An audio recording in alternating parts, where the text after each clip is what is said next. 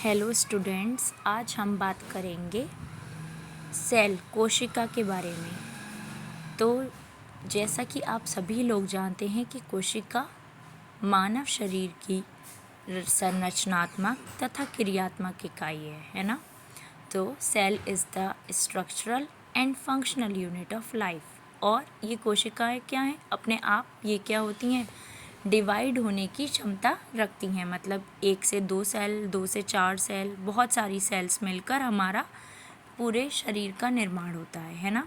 तो ये विभिन्न पदार्थों का वह छोटा संगठित रूप है जिससे वे सभी क्रियाएं होती हैं जिन्हें सामूहिक रूप से हम जीवन कहते हैं।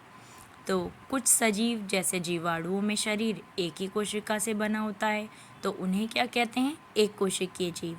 जबकि कुछ सजीव जैसे कि मनुष्य का शरीर अनेक कोशिकाओं से मिलकर बना होता है, उन्हें बहुकोशिकीय सजीव कहते हैं।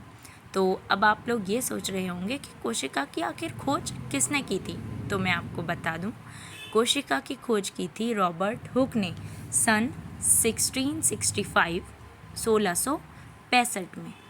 तो इन्होंने कोशिका को एक कॉर्क में अध्ययन किया था, ठीक है। और इन्होंने देखा कि कोशिका में क्या होती हैं,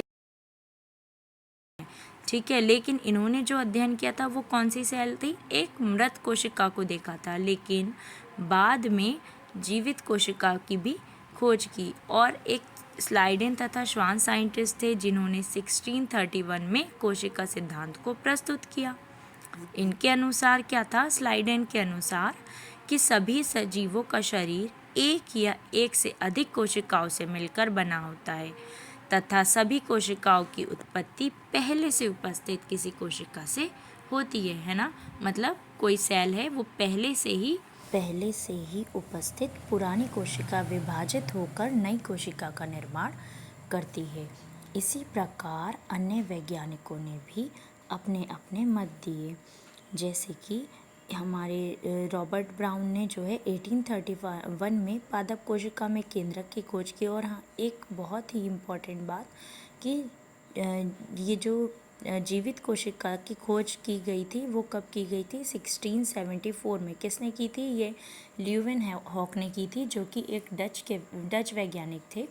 इन्होंने RBC, red blood cells, bacteria, protozoa और आदि का अध्ययन किया। फिर 1939 में कोशिका द्रव का नाम प्रोटोप्लास्ट परकिंजे के द्वारा रखा गया।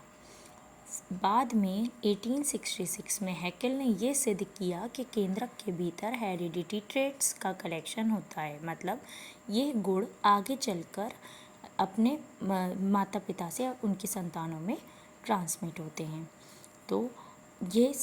तो हमने कोशिका की खोज के बारे में पढ़ा। अब हम बात करते हैं कि कोशिका के अंदर कौन कौन से कोशिकांग या सेल ऑर्गेनल्स पाए जाते हैं। कोशिका के अंदर सबसे मुख्य जो कोशिकांग है वो होता है कोशिका का केंद्रक या न्यूक्लियस भी बोलते हैं इसको।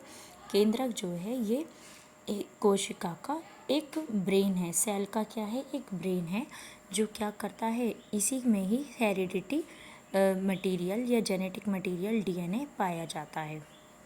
इसके अतिरिक्त कोशिका के अंदर जो food vacuole, Golgi body, endoplasmic reticulum, lysosome, mitochondria और बहुत सारे इम्पॉर्टेंट सेल ऑर्गेनल्स पाए जाते हैं, कोशिकांग पाए जाते हैं।